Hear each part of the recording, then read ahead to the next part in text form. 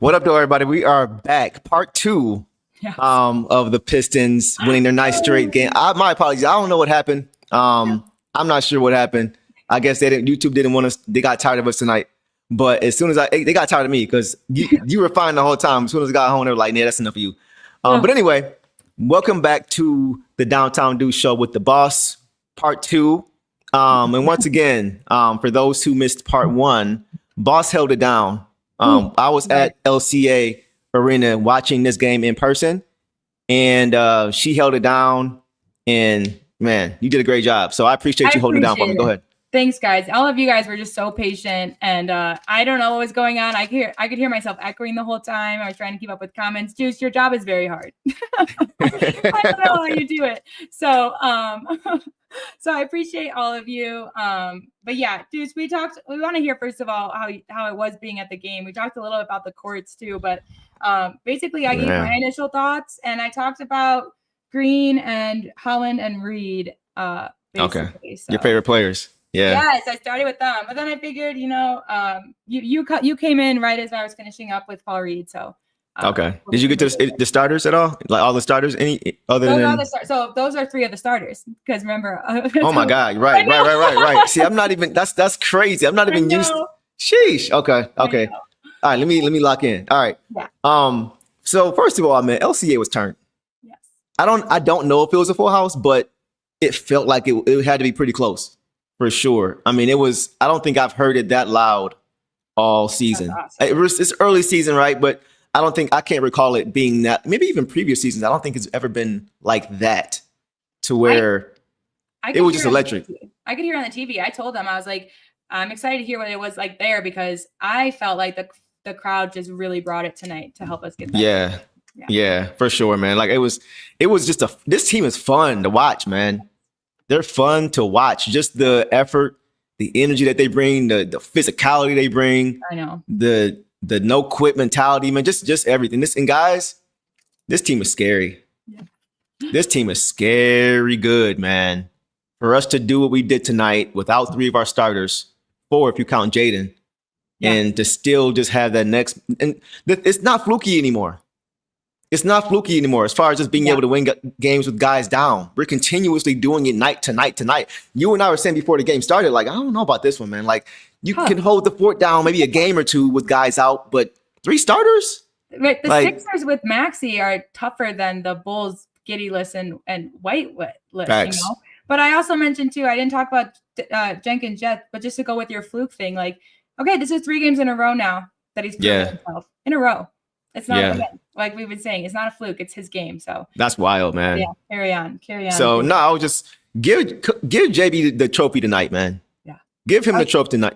Like we said last stream, but just the way he's able to just continuously just press the right buttons. Yeah, and allow guys to get rest. Yeah, while still picking up dubs. I know that is so. I don't know how he's doing this. I really don't know how he's doing this because it's not even like it's just against bottom feeders anymore.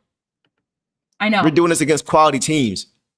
Impressive, man. Right? The Sixers are young, but they have Maxey, they have Grimes, they have talent. They have Oubre, Mr. Ego out there. Again, I talk about his ego.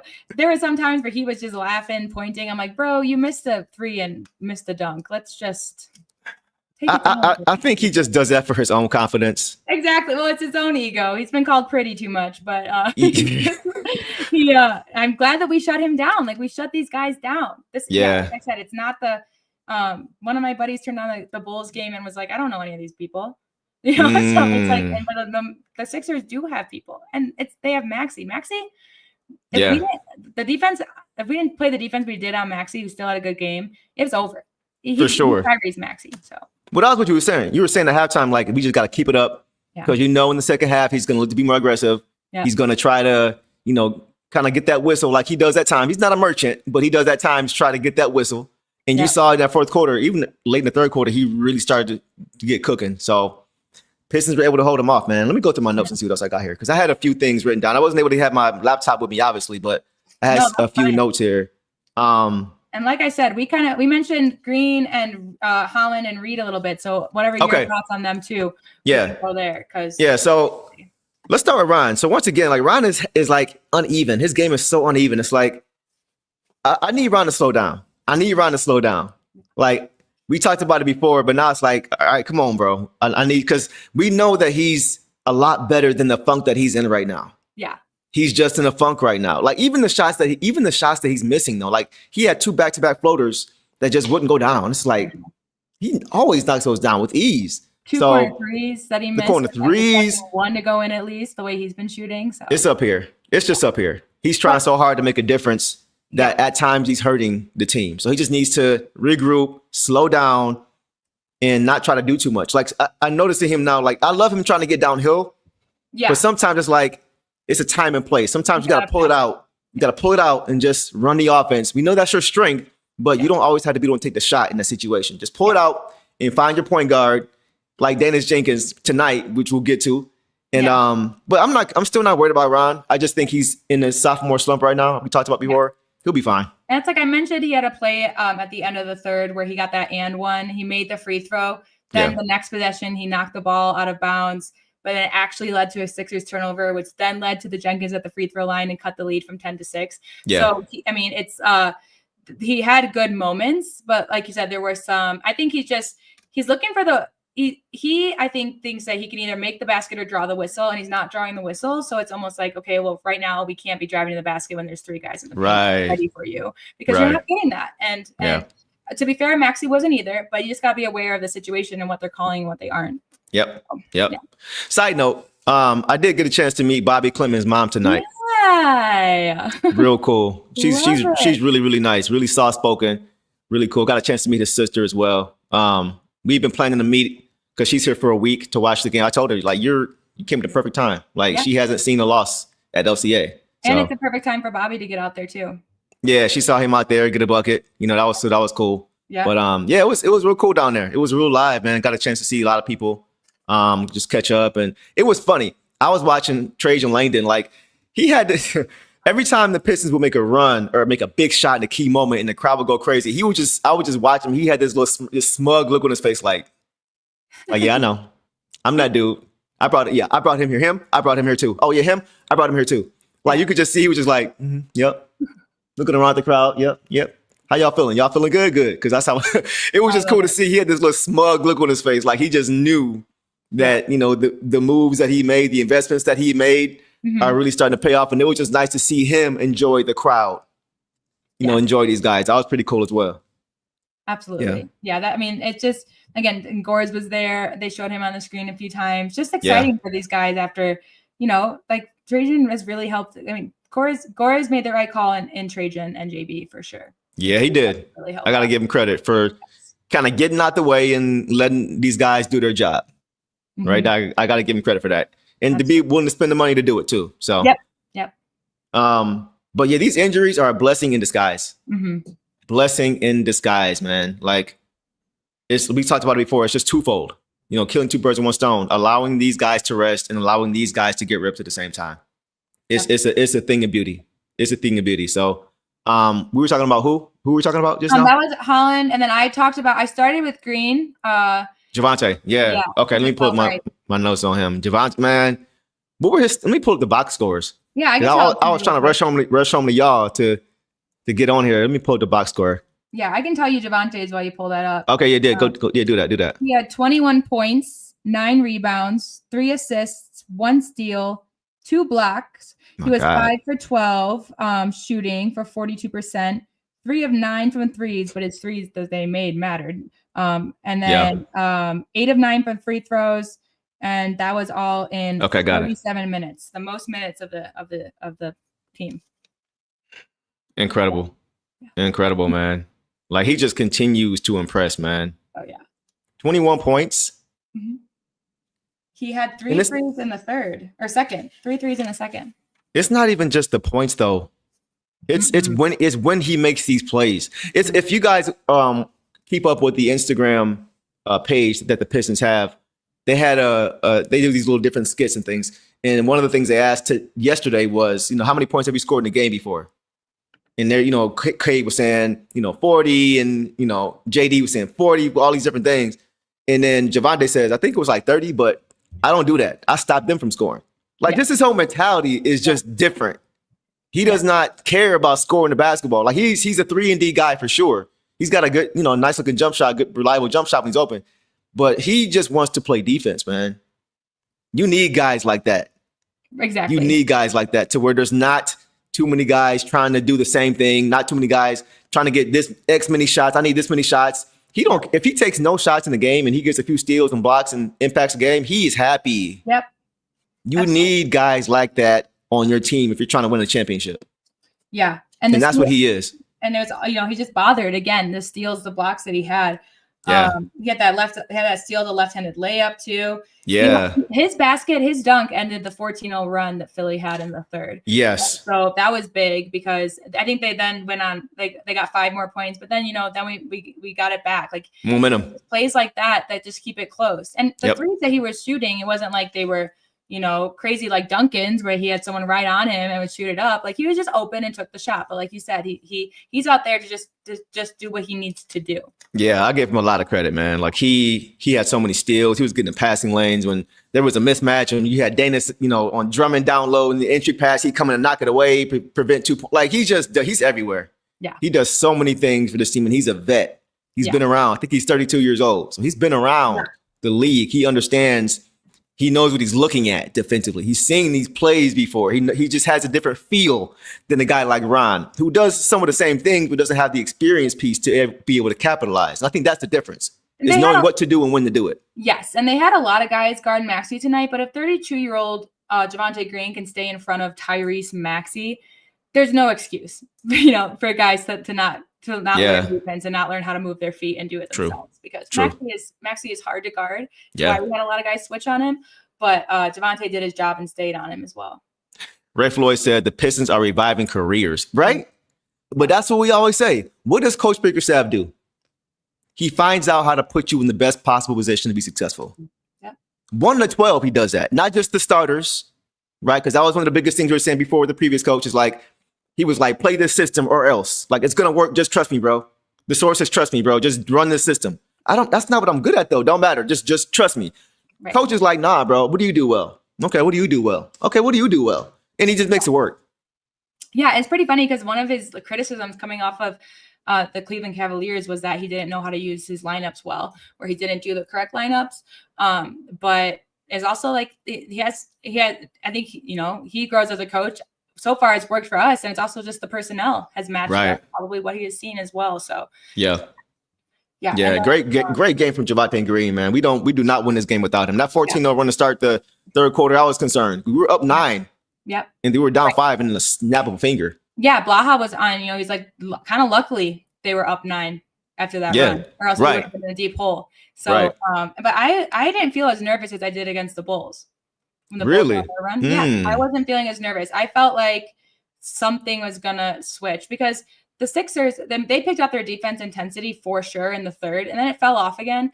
And I said it earlier, but like it kind of seemed like the Sixers gave up energy wise 4 minutes left into the fourth. Like it just, I don't know what was going on with them, but eventually, what they can't maintain what we can. Right. So and we can get it back as well. The Javonte was our leading scorer, and he was no double doubles this game, which I think has also been rare for the Pistons. Right. 1 rebound away. It was just a huge team effort again. We needed everybody to contribute, but incredible. Yeah. And then I was starting to talk on Paul Reed when all that crazy live stuff happened. I still don't know what happened, man. I'm gonna need to call tech support and see what's up. But they just ended us right in the middle of it. I had to scramble and create a new one for y'all real quick. But my apologies for that. But okay, so we covered Ron, we covered Javonte. Yeah. We're gonna do Paul Reed. You just want to do next? Yeah, it was just in the middle of him. I kind of just said some of my favorite plays from him. If you want to do his, let me go through mine. Yeah, so I'll start the box score. So Paul Reed tonight, guys, had 10 points on 5 for 9 shooting, all of 1 from 3, 8 boards, 3 assists, 3 turnovers, 2 steals, 3 blocks, man, in 25 minutes. Is that right? Yeah, that's right. Okay. Yeah. So what were your thoughts on him tonight? I have a lot of thoughts on him, but I'll let you start it off. He had his amazing game a couple days ago, and this was just as amazing. I think, Stu was back out there and everything, but I think we did better with Paul Reed on Drummond. I think Stu wasn't 100%. We didn't see him really get up and down, up as high as he does. He did also look like he pulled a muscle at some point as well. Yeah, I saw that too. But Paul Reed, he just brings the energy. He had he had that knocked away rebound from Drummond. Then he dunked. He just had hustle rebounds in the first half. Yeah. He saved some from out of bounds. He saved, he had a poke away from Bona. He had that block on Oubre. Yeah. My favorite block, that block on Maxey too, after the great by Wendell Moore, who just cut off the shot. And then my favorite block was in the fourth when he just stood straight up and Grimes tried to just go over him. Yes. He didn't swat down nothing. He just dropped it down. Like he's a very smart player. We know what he can do. And the Sixers, I think he had a harder time against the Sixers because this is his former team. They know Paul Reed. They scouted Paul Reed. They took away his 3-point shot. They took away some of his jump shots. Yep. But on defense, he really delivered. And on offense, just again on the rim. Like he's just everywhere. Everywhere. So much. What I noticed about him too, like he's a good finisher with either hand. Yeah. Like sometimes I'm like, is he left-handed? Which is so funny for a guy that that has the most unique shooting form. It's just like, but that's how you know it's legit though. Yeah, that's how you know it's legit because like left shoulder, right shoulder, like this jump hook is butter. Like he's a very good player, man. Like I don't know why they let him go. I don't think they got the chance. I mean, but when you think about it, Bona came in young. I don't know if he was a rookie or close to it after Paul Reed left. I mean, they had Embiid and Drummond. When you bet on those guys as your centers, you're like, okay, that's all we need. Right. And so we just got lucky in picking up B-Ball Paul. And again, he was our one and only re-signing last year. We let him go, re-signed him, and then I bet they would rather have Reed than Drummond, and that's no shade to Drum. No. But I mean, Paul Reed, he just gets it done on both. He just impacts. He just finds a way to be impactful, man. Drummond was one of the ones I noticed at the end of the fourth. I think he had a foul on someone, and he just kind of he looked defeated and tired. He did. Paul Reed I noticed that too. Paul Reed would never. So yeah, he don't give up at all. It's kind of funny because like Maxey needed Drummond to step up, and it's like Drummond did. It's just I don't know. Maybe he did tweet that he was going to dunk on Cade or block Cade's dunk next time, and maybe he saw Cade wasn't playing and said, "I don't got to do anything tonight." Then. I hope that wasn't the motivation. I hope that wasn't the motivation. But I mean, yeah, like I mean, I've always been a Paul Reed fan, but he has even like impressed me beyond like he's exceeded my expectations. I didn't think he had all this. Yeah. Like it's just crazy. And he's put on more size too, which has helped him. Like last year we saw in the playoffs, like he was kind of getting bumped off a spot here and there. But he just looks so much stronger now. He looks confident. Too. Yeah, he looks very confident. Like, he always was a guy that was under the rim and ready, but he looks more confident to dribble down Drummond and Bona and get to the basket and get his shot and grab that rebound and hold on to it and dive to the floor and know that you're making the right choice. Right. He's looking great. And like you said, this is just such a blessing in disguise, these injuries, because now there's kind of no fear in playing our two big lineup when Stu and Duran are back. Yeah. You have someone. That's what we've said though. We've said like forever, like we're comfortable with him being our third big. Right. And this is why.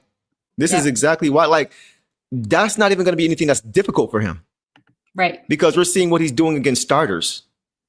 Yeah. He's still just getting the job done. So yeah, that's a myth as far as he can't do this, he can't do that. No, Paul Reed is a hooper. And you can play him with whoever. You can play him with JD or Stu. Yeah. That he's interchangeable. That's why he can play off of either one of those guys. So yeah.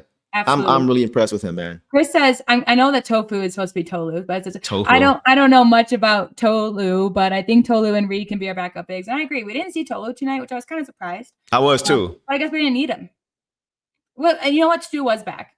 So maybe that's what it was. That's what it was. Okay. But I agree. Like Tolu, I'm also not afraid that if Stu was out again or something, I would still have faith in Tolu to go out there and get the job done as well. I kind of want to see him at the Sixers because I think he would tick some people off. Yeah. I think he would have some crazy box outs on Drummond. So I mean, he looked good last game too. Right. He looked good last game too when he got the opportunity. He didn't play a ton, but when he did, he played. Yeah, Devin said he's big. He's our biggest guy. He's the biggest guy on the roster. 6'11.5", strong, pretty good wingspan. Yeah, you just want to have that depth, like we always talk about on this team. And this is, I'm sorry guys, like we talked about it before, but if I hear another trade, a mock trade, if I see another mock trade, I'm going to lose it. I'm gonna lose it. I don't want to hear anything else about mock trades anymore. More common now that people see they're like, oh well, if they're so deep now, let's just take some of those guys away and give them someone else. No, It doesn't make no trades until the off season, at least, I think. Yes. I'm not doing anything. I'm not doing anything. Unless it's like a Rasheed Wallace type trade to where you don't have to give up like next to anything, then okay, you'll look at that. But like all these guys contributed, man. Right? All of these guys contributed. Go ahead. Absolutely. Sorry. I'm just thinking, and not that I want to see any of them go, but they're also all upping their trade value. Right. We're not going to give any of these guys away for just a second round pick or nothing. Yeah. You know? No, agree. Yeah. It's just, you just got to look at the formula of other teams in the past and how they've won. Yeah. And say, do we line up? And the answer is 100% yes. Exactly. We do. Exactly. Yeah. Incredible stuff, man. Incredible stuff. So yeah, I was really pleased with what I saw from Paul Reed, man. He continues to impress. Yeah. And it's just nice to see these guys taking advantage of the opportunity when they get it. Yeah. And it's also just, again, their whole next man up mentality. They interviewed Fred Vincent, and he was just talking because they were like, what about the defense has really impresses you or what they're doing? He's just like, it's like, he kind of seemed like, what kind of question is that? 'Cause he's like, well, this is just how we play. This is all we expect. We expect all of our guys to be on the same level. No one is, just because you're maybe a two-way or anything, you're not going to just not be expected to understand the team and the team's goals and everything. Right. So, yeah. Right. 100%, man. All right, guys, let's keep it moving. Let's go to, did you get Duncan Robinson yet? Nope. So we covered everyone I got, Holland, Green, and Reed. So we still got everyone else. Okay. I'm going to crescendo this to my point guard. That's why I didn't mention. We'll hold that. Yeah, we'll hold that for last. I appreciate you waiting. I got to get to my boy, but we'll get to Duncan Robinson first because he balled out tonight too. Mm-hmm. All right. So guys, tonight, Duncan Robinson finished with 15 points on 5 of 12 shooting, 3-6 from 3, 2-3 from the free throw line, 6 boards, 3 assists, 1 turnover, 2 steals, 1 block, in 31 minutes. Stat stuffer tonight from Duncan Robinson, man. What did you see from Duncan? Oh my gosh, so much good. This is his best game of the season. It was just effort the whole time. Yes. Was he 7 of 10 from 3 the other night? Yes. But don't matter. There was one, guys, he had a box out in the paint on a missed free throw. It bounced off. He didn't get the rebound, but he boxed out. I don't know who he was boxing out, but a big guy, because they have their big guys in their rebound. He boxed him out so far back that he was able to get Dennis the rebound at the key. Like, I was just like, he's out there. He drew that offensive foul. He had that block on Edgecombe. Yeah. His threes were all, he either answered Philly's threes or he had a couple that were, the defender was right in his face. Like, there were a couple times like that was almost a 4-point play. Right. And then in the fourth, he challenged Edgecombe for that missed dunk. Edgecombe went up for a dunk and he missed it off the back of the rim. But it was Duncan. Duncan didn't block it, but he was there. And he put himself between him and Edgecombe in between the beds. And he was ready to take it. And he because of that, Edgecombe missed. I truly believe. Edgecombe thought he had to go farther or harder or higher. And Duncan made him miss that. And then he also drew that offensive foul, that charge foul after the 2 questionable fouls that kind of stopped play. The one was like iffy, and then the other one was definitely like, come on, why are you calling that? We saw JB complaining about it. I'm sure you heard it. Yes, I saw it. I'm sure. But then he was going in. Yeah, to change momentum. So again, and then he had that nice assist to LeVert at the end. LeVert got fouled, and they went off the court buddy. Like him and LeVert, and we'll get to LeVert too. They just looked happy out there. Like they're really adjusting to Pistons life. And the way he started, like we've been saying, we just want to see effort from him. We've seen that in the last few games, and then just to have him, show up on offense again for us when we're down has been Heisenberg hit it for me. Duncan out there getting it in on defense now too. He's becoming a Piston. Now, if you guys remember, early in the season, that was my knock on him. Yeah. It wasn't that he was playing bad defense. It was that he wasn't giving good effort. Mm-hmm. And Heisenberg just hit it on the head for me. The effort is there now. Yeah. We weren't seeing him challenging athletic guys at the rim before. We weren't seeing him taking charges before. I tell you guys, he's looking more and more like THJ. Oh, yeah. He's looking more and more like Tim Hardaway Jr. It's almost like they've watched film on these guys and said, okay, this is what you need me to be for this team. Okay, cool. Let me go watch some film and see. He's doing the little things now. He's never going to be a top shelf defender. He's never going to have, quick feet or laterally. That's just not who he is, but that's fine. But he still finds ways to still not be a liability. The last week and a half, he's been really good on both ends. And he's aggressive offensively now too. Like we talked about the last episode. If there's any daylight, he is looking to get that thing off.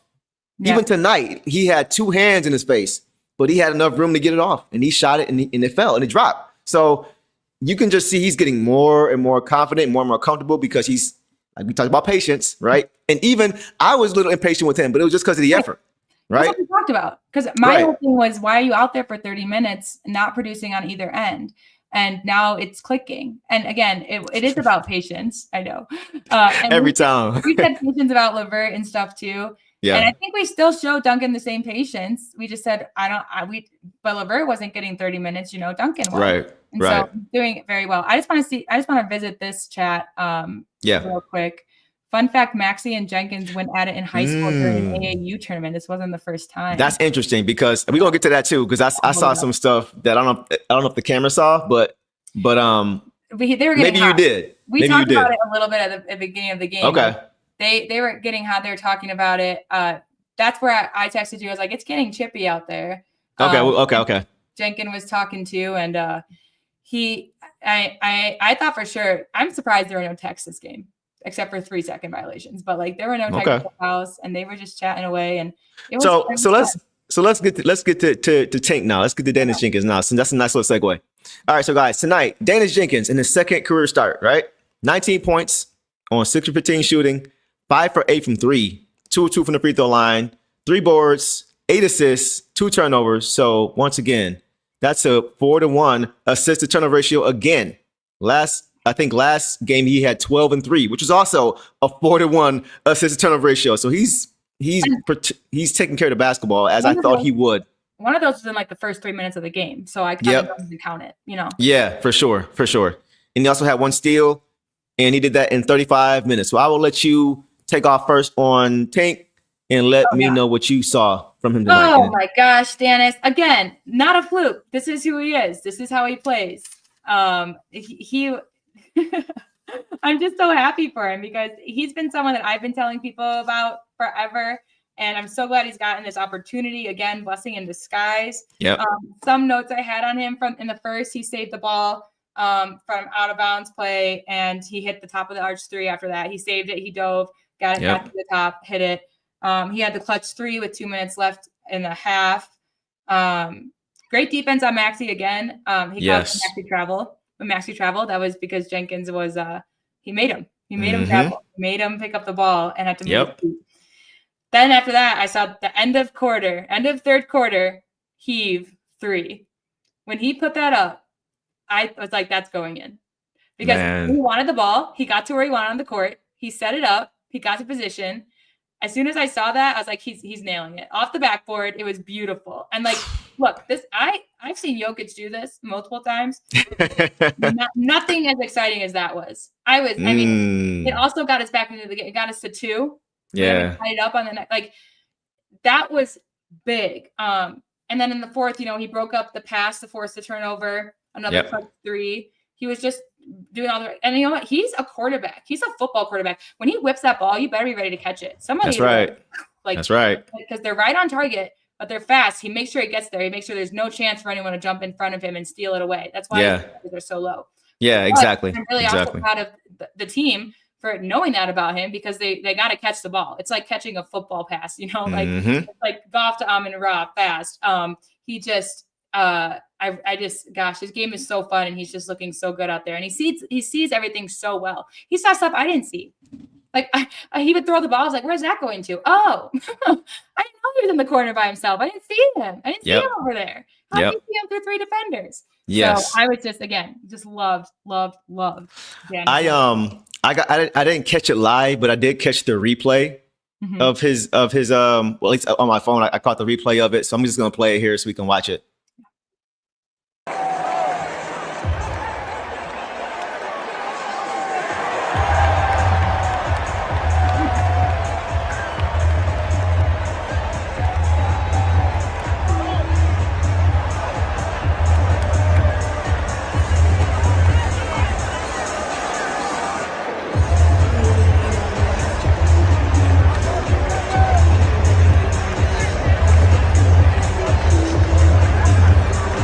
So you see where I'm sitting, right? Yeah.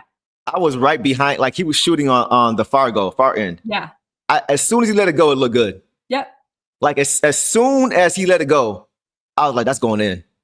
That's going in. On the TV. Like I said, like he took the ball. He didn't pass it up. He did have a guy open. Yeah. And that's kind of when I was thinking as fast as he is. Like he didn't take that because he knew that he could get around this guy with a screen. Like Dennis, you know, again, they've just like Coach Hart said, when he comes in, he immediately starts shooting. I bet he shot from all over the court.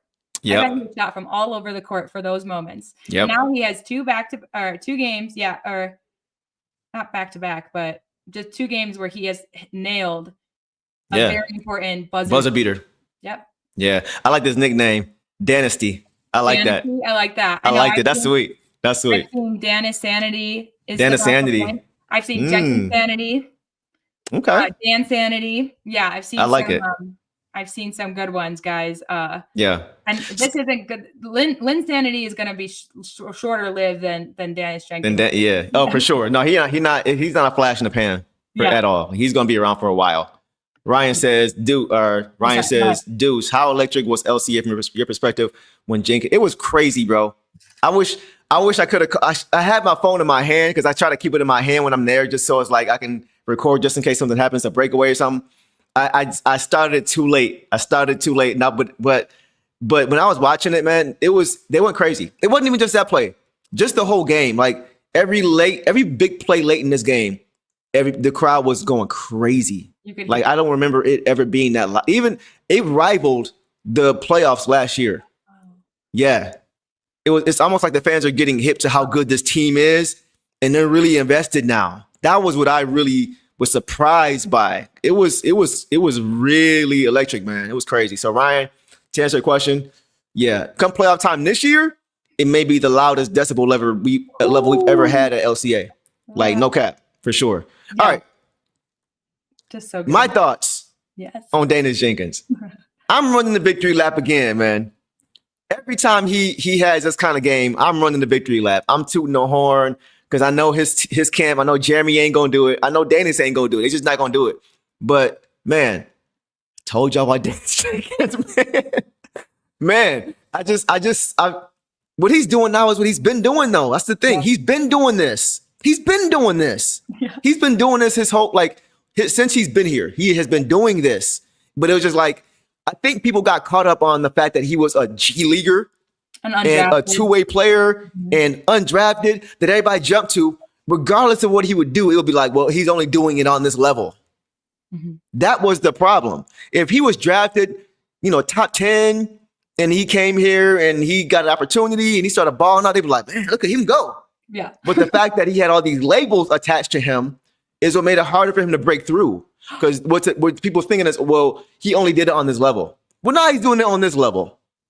Yeah. He has not missed any opportunity to perform when he's been given it to him. Every time, every game, every situation, he never looks scared. He's always ready. He's always prepared. Mm-hmm. And he's always having a huge impact on the game, man. Yeah. He made some big shots in that second half when we needed it. When the game was and the lead was getting stretched out to double digits, guess who was making big shots? Yep. Danis Jenkins. He's a gamer, bro. And he's been doing this. Yes, he's better than Reed Sheppard. Reed Sheppard went 3rd in the draft. Mm-hmm. 3rd. Reed Sheppard finally had his first good game. I guarantee you the Rockets would rather have Danis Jenkins instead of Reed Sheppard. Yeah. Because guess what they need right now? A point guard. Mm-hmm. Yeah, exactly. You know what I'm saying? Yeah. Like KS25 said, all Danis needed was an opportunity, man. Proud of the guy for real. Yes, that's all he needed, bro. That's why I'm so excited. Because I didn't know if he was going to get it the way he deserved to have. I kept saying backup point guard. I didn't know if he was going to get the opportunity, but then, Jaden had his issue with his knee. Mm-hmm. He had some injuries, so Sasser's out. So that I'm like, okay, silver lining is he's going to get his opportunity now. And I never once thought he was not going to take advantage of it. Not once. Right. Not one time. Yep. Because he's continued to show it. Yeah. Iona, he showed it. St. John's, he showed it. Summer League team, he showed it. Motor City Cruise, he showed it. And he's showing it again. This is who he is, guys. This is who he is. And this is the crazy part. He's doing this in the very beginning of his career. He's a baby in the NBA. And he's playing like a vet. Where's he going to be about come playoff time? Where's he going to be? right? I mean, again, a head-to-head with Man. Maxey. That's okay. So he was not an all-star point guard, but he should be. He was an all-star last year. Maxey, he should be an all-star. If he's not. He's all-star though for sure. Overlooked, I think, because of the way the Sixers were. Okay. Just like Cade has been overlooked in the past, the way the Pistons. Right. But you're right though. They were chirping. They were chirping. So at one point, like I think it was the third quarter when the Sixers took the lead, they were chirping, going at it again after they were originally going in the first half. And I saw Dana say, I don't know what he said, but he said something to Maxey, and Maxey just pointed up the scoreboard because they were winning at the time. Oh, yeah. Right? But then later in the fourth quarter, when the Pistons took the lead back, Dana's went over to Maxey and was like, yeah. And Maxey was like, and walked away. So I was like, yeah, bro, you spoke too soon, bro. Yeah. You spoke too soon. It had me dying just to see that. Like, yeah, he got the last laugh. He got the last laugh for sure. Maxey was hopping off the bench, and instead of, talking to his teammates, he was trying to come talk to us. Yeah. In timeouts and stuff. And Jenkins was really getting into it. And again, like Maxey kind of fueled his fire as well. I don't think Jenkins would have fallen off either way, but he was hitting threes and doing the stuff, it'd be basket down. He's and one. He's up there. He's talking. Is like they're trying to inbound the ball to Maxey. He's right next to Maxey in his face talking. Like it was just, again, I was kind of surprised there were no texts. I'm kind of glad there wasn't. Yeah. Those guys had fun tonight, and Dennis held his own. Dennis didn't let him get run over. So for sure, man. I'm just so proud of him, man. I'm proud of him getting the opportunity, and he's helping us win games. He's helping us win games. He is. I mean, we're not at 9-game winning streak without him. Well, there were a couple times where I think it was the third. We weren't really in it. I think Karras was our main ball handler, who also did great tonight. So this isn't a thing about Karras. Yeah, he did. We had we fumbled some offensive possessions when Dennis wasn't on the court, and again, like there were a couple plays. Dennis had his assist, but there are a couple plays where, he started the whole thing. He was calling out the plays. He made it work. I talked about, before you were here, the Javonte Green 4-point play. So it was out of a timeout, and they weren't reading it right. You could see JB had his hand like this because he was trying to tell Paul Reed to go around, whatever. Dennis had the ball, so he made it work, and he found an open Green in the corner. Yep. So it's like the blow up plays. He just went with it. He figured it out. Yeah. With so much maturity again. And Tyrese Maxey is one of the best point guards in the East. So for him to do that with him out there as well, it was incredible. But you made a good point too. Like, and this is what I noticed as I was watching him tonight. His processing speed, man. Mm-hmm. Like the way he is really good out of a pick and roll. Yes. Because there's usually 3 or 4 options you can go to depending on what the defense does. Ooh. And he's able to read it very well. Mm-hmm. He's not second guessing. He's not trying to force passes in. He's not late getting it to where it is because he didn't process it fast enough, and that's turnover. Yeah. Like he sees it and he's making it.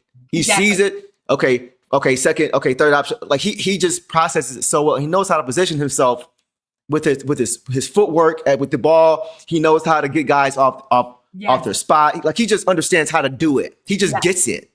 Exactly. And that's why his turnover rate is so low, because he knows what to do in every situation out of that pick and roll. It's a beautiful thing. Like I play point guard, so I kind of understand a little bit what he's looking at. And I'm just watching him off the screen. I'm like, okay, yep, nope, yep, there it is, yep, and he makes a play. It's like he's incredible, man. Like he is a very polished basketball player already, and he's a table setter. Like he's one of the best table setters on this team easily. Yeah, far and away. Go ahead. You said it best, just like how he just sets himself up. Like his footwork is incredible. Like he just doesn't make mistakes. And again, like the passing, he just looks so clean out there. He looks so nice. He looks like he belongs. He looks like he's been with this team. I mean, he has been with this team since the cruise, but like he looks like he's been playing active minutes. Like, and then we said before, I thought that all of his minutes would come from garbage time, and that's how he would have to work his way in. No, he got thrown into the deep end, and he still contributed. And it just takes a lot. One guy, he can have a good game one time, and you're excited for him. Now he's had 3 good games in a row, and he's really just set himself up for success going forward. And there are going to be people that call, about him. And, again, I think we're all going to keep them, learn from the Pistons. But But yeah, I think he played like Brandon Jennings. Like, yeah, I agree. And then Yeah. I like this one. I'll throw Maxey gave him props after the game too. I'm excited. I mean, I'm you excited kind of had to, like. Yeah, and then someone else that D was, I think it was D. I can't find it now, but that Dennis was talking about. Oh yeah, D. Oh, he let everybody know in his press conference. So I'm excited for that too. And we were talking about just kind of what he does and how he gets it done. Yeah. So I'm excited to watch that as well. And for sure. Excited going forward for him. Yeah, man. Yeah, he's definitely earned a spot now on this roster. Like he's not going anywhere. Yeah. I want to get to this comment here. Devin says, I think he played like Brandon Jennings. Like, what do you think? Better. Yeah, well, it's just different. Yeah. It's because Brandon Jennings was a beast here. But for the main cog of that offense with them was him and Andre Drummond in the pick and roll in the lob. And if the lob's not there, then he's looking to get a shot. Mm-hmm. That's the biggest difference. Like, I think Danis Jenkins understands on a more cerebral level what he's looking at outside of just one or two options, right? Like he was great at getting in the paint, putting this guy in jail at times, and if the floater's there, he takes it. If the big, kind of sags off, and if not, then he's getting Dre lob. But Dennis just sees so many opportunities outside of it, and he knows how to set it up better. Yeah. I do think Jennings is maybe the better natural scorer because he's a scoring point guard, but Dennis Jenkins is a more complete player. Yeah. And I defensively agree with too. Go ahead. Again, like kind of with like what I was saying earlier about some of his passes, seeing people that I don't even see, like he kind of just like realizes, oh, the floor is heavy on this side. So I'm gonna bring the ball instead of going to the weak side with the ball. I'm gonna bring them even more over here. Yes. And then dish it to the guy that's open on the weak side. Like he just really does, like you said, he just processes it and he makes the right choices. Yep. And he was 5 from 8 from 3, which is huge. But the 3-pointers, I feel like a lot were when he was off ball because he can't create his own shot, but he was really just out there letting others, creating shots for others tonight. I feel like right. And still finished with 19 points. So yeah, I mean, you see a lot of point guards who are good at that. Yeah, like good at setting the table and distributing, but they're not good shooters. Yeah, or they can't go and get a bucket if everybody stays home, or if the defense makes all the right rotations. There's like he can shoot it from long range too. You can't sag off him. Well, he can shoot you got to pick your poison. We've seen so far. Yeah, like you got to pick. He makes it really hard to defend. Yeah, because there is no weak link. He's gonna make the right pass. Depending if you make any mistakes, he's gonna find the right guy. He's gonna find the opening. Yep. If you make a mistake as far as guarding him, he's gonna make the shot. Like it's hard to guard that kind of guy, and that's what he brings. He's just so well rounded of a player. Yeah. You can't really focus on one thing to take one thing away because he's gonna take advantage of the other thing that's wide open, or that's left open. So it's like that's what I saw in him though when I watched him play. Right. He just continuously made the right play over and over again, and he was able to convert and get good shots every time down the court. He wasn't turning it over. It wasn't like he would great play, bad play, great play. He was like just very steady. Yeah, very steady. 50% from 3. Like, what do you do with that? Right. What do you do with that? How are you supposed to defend that? And then again, like I just said with the passes, if he's 50 for the 3, then he's gonna have someone on the perimeter. Then when he drives it in, someone else is gonna come double him, and that's when he gets rid of it. Exactly. Yeah. Heisenberg says, I feel like the offense is in capable hands with Danis out there the same way I felt when Schroeder was yes. But honestly, guys, I'm gonna keep it a stack. I feel like Danis makes better decisions. I have to say, I feel like Schroeder sometimes took some ill-advised shots. Schroeder was demoted today from starting point guard. Really? With the Kings? Wow. See what I'm saying? Schroeder is a great player. There's no yeah, for sure. He did great with us. Yes. But either what he's finding with the Kings isn't jiving, and it's a lot today to be downgraded by Russell Westbrook only because of Russell Westbrook's decision making. But who knows? It's kind of like that whole like would bees have the same efficiency? Who knows if Schroeder would have fit in too? I think he would have, but like you said, people are like, well, this is why we need Schroeder. Well, now we have Danis. It's the Pistons way. That's something about the coaching. It's something about the way we play is what I'm getting the vibe from. It's like the guys are just ready to step up when they need to, no matter who they are. Yeah, for sure. For sure. Great Beard says Danis may be the reason. I wouldn't go that far. I wouldn't go that far because again, Ivy shooting guard. He's to me, Jaden is a better Karis LeVert when he's right. Yeah. right? And Caris LeVert, we saw what he did tonight when he was in his bag, but we're gonna get to him. But I just think we're gonna get to Jaden too. But I just think it's a little bit different. Jaden's bigger. Right. He can shoot the 3-ball well, and he can do both as far as being able to get to the basket. He's explosive, guys. One thing with Danis, you saw a few times, as athletic as he is, you still see sometimes in the paint, he kind of has a problem with the length when he's at the rim at times. Yeah. Jaden he's 6'4", 6'5", guys. He's got a crazy long wingspan, and and he's strong. He's a tank. He doesn't have that problem. Right. It's a little bit different. So I won't go that far. But I will say that Danis is not going anywhere. Yeah, at all. You know what's really beautiful is a Cade and Ivy starting unit and a Danis and LeVert second unit. Woo, my Lord. Unstoppable, guys. They're not slowing down anytime soon. Once again, how many teams can do that? How many teams can comfortably take out their 2 main guards, put in 2 other guards, and feel like, oh, we're gonna expand this lead. We're gonna grow this lead. Not too many teams can do that. Once again, you gotta have depth in order to do that. But yeah, Maddie, he's never going back to the G League. We're sitting pretty.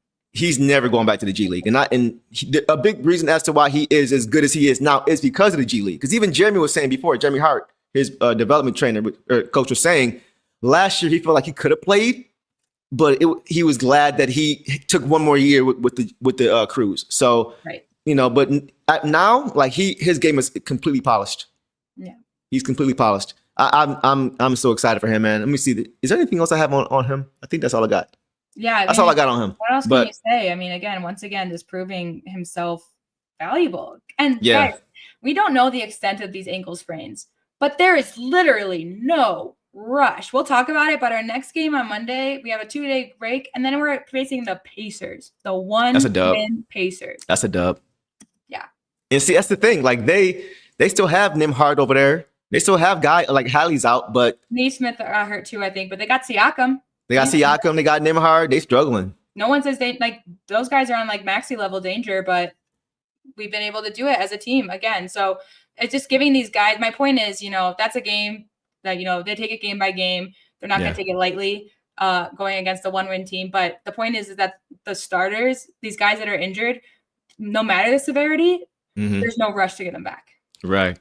I agree with that for sure. Yeah, especially because they continue to win. They just continue to do it. They just continue to win. It's kind of insane, man. Yeah. I've not been this excited, guys, about the Pistons in probably we'll get to it later, but probably since 2003. Yeah, the year we went to the conference finals and got swept by the Nets. That's the last time I've been this excited about this team. Yeah, that's on the rise. So. Mick Hustler says, Deuce, these GMs got to be kicking themselves for overlooking Jenkins. I saw you also mention the Pacers overlooked him. That is correct, 100%. And yes, they definitely could use him right now, for sure. I think you guys, we know what's up with that. But the point is, we are very deep now at guard, and it makes sense now as far as our guard rotation. We have 2-point guards.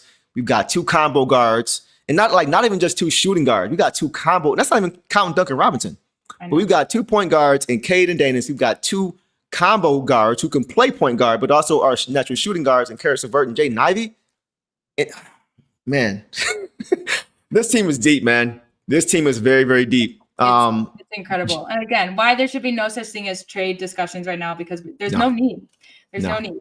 I get, guys, you can look at the proposals, you can say your opinions, but Trajan, no, he's not going to do it.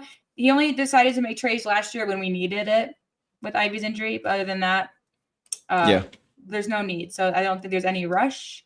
Trajan's keeping up with stuff, but again, how cool is it when we work as a team? Again, not just relying on 1 or 2 stars when we work as a team like this. For sure, man. So congrats again to my dog, man. DJ Tank Danis did his thing, man. This is great night for him and Jeremy Hart as well. Shout out to you, bro. Came on the show the last couple days, and you've been showing us love. So yeah, man, the future's really bright for the team, and Danis Jenkins is a big part of why, for sure. All right, guys, let's go ahead and get us some bench guys, and then we will call it a night. Let's start with Caris, man. Let's start with Caris LeVert because he balled out tonight, man. Getting better and better game over game as he gets more and more comfortable. Tonight he had 14 points, guys, on 5 for 8 shooting, 3 or 4 from 3, 1 or 2 from the free throw line, 2 boards, 6 assists, 1 turnover, 1 block, in 23 minutes. So boss, take off. Oh, Karis, I'm so happy. I was more just like, a sigh of relief because it's just like what we saw from him last game is what I know him to be and what we're looking for him. And me and you talked about how we know that he can do even more. Yep. And tonight he just, again, looks super comfortable. What impressed me the most about him tonight is he had like at least 3, I want to say 4 assists right under the rim that didn't lead to a turnover to the right open guys. And, he was drawing attention. He was on point with his assists as well. Yep. Some notes I have is that he hit that 3 to tie it 45-45 before the half to just help keep us in it. I just have like great near the rim assist to Reed, great near rim assist to Stu, another dish under the rim to Javonte Green, which resulted in a shooting foul. So Javonte Green to the line, hit that big 3 at the end of the 4th, and then I wrote, and then again, because he's there 2 times in a row. Back to back. Yeah. And then him and Duncan were having connections. And again, we talked about patience with him. He's coming off of an injury. He's coming off of time restriction. He looks like he's having a blast. I think my favorite moment was the end of the 4th when him and Duncan kind of embraced. They were walking off the court together and they're both just smiling. And, it was the Duncan decided to lob it to Karis and he got fouled. So it wasn't like he was any amazing player or anything, but they're just out there having fun. He's vibing with this team, and he helped, when we had this many guys out, he helped keep it down while Deanis was out. They helped each other. He was just huge again under the just in terms of assists, and then hit those big shots. Trajan Lane did a great job, man. So much fun. Trajan Lane but one of the questions was a shooting we lost and things like that, which is understandable, with guys we lost, but he has found some great replacements. Yeah. I mean, the things we're getting from these guys already is pretty incredible, man. Like, he deserves a lot of credit for knowing what this team needs around these young guys, both on and off the court, as far as just the kind of character guys that we need on this team. And then as far as being able to mentor these guys, you talked about Duncan Robinson being able to mentor a guy like Ron Holland with the shooting and things like that, and Javonte Green with his defense, and Karis LeVert with this combination, playmaking ability. He's done an amazing job. I think he deserves a lot of credit, man. It's pretty the guys that he's brought in. It's pretty incredible thinking about the preseason talks. Like, so many of our fans graded him low. They were kind of bored with what we did, bringing in Robinson and LeVert, thinking that, we could have gone for someone else that was available in free agency at the time. Or just like, okay, well, we just brought in these vets. Kind of, people had the same idea about THJ and Malik the year before. Like, these guys are kind of mid guys with the teams they're on. Like, what are they going to do? And again, having these guys just helps our young guys. They've stepped up. This is what Karis can do. The threes was crazy. I think he would have hit that third too. I have a feeling it was tipped or someone was right there bothering him because they left him open for the first 2 threes back to back. But he was feeling it, and it's just all you can ask is for a guy. Someone in the comments, I put it up, he just looked comfortable. Like, he just looked a lot more settled in. That's the word. Case Crack said LeVert is a beaut. I was pulling for him. He has settled in nicely. Exactly. He's settled in. And again, with the shorthandedness and what Coach JB was talking about in this presser after the game, last game, it's just like, these are the games that are fun to win. Like, these are the challenges that we want. And everyone's just stepping up. And these just as exciting as it is for the young guys, it's excited for these vets too, who aren't necessarily consistent NBA starters. Like, they're very valuable role players. And so it's just as exciting for them to be able to help the team pull out this win. Just imagine going from a 28-game losing streak just 2 years ago to having multiple DNPs and your team is winning without you. Yeah. For guys like Cade, for guys like JD, for guys like Stu, for guys like Asar, even Jaden, it's got to be an incredible feeling. Yeah. It's got to be an incredible feeling. Right. To have that kind of turnaround that quickly. Right. Incredible. And those were the guys that were here for that. And now they're watching other guys. Yeah. Again, keep up the work of the Pistons that they did last year. Keep it up with these games while they're out resting. That's got to be big too, because when, after you've been through a losing streak like that, and then you start to get down players, you don't want to return to that. And I don't know. At this point, I'm kind of like, we can really do anything, or the way our mindset is. There's nothing that can stop us right now. Yeah. I mean, it's really incredible, man. Like, and Karis, he was in his bag tonight, man. Yeah. Like, this is probably the most aggressive I've ever seen him offensively, as maybe even defensively, but just offensively for sure as a Piston. Yep. I like more than any other game, I saw him just putting his head down and saying, I'm going to get into the paint.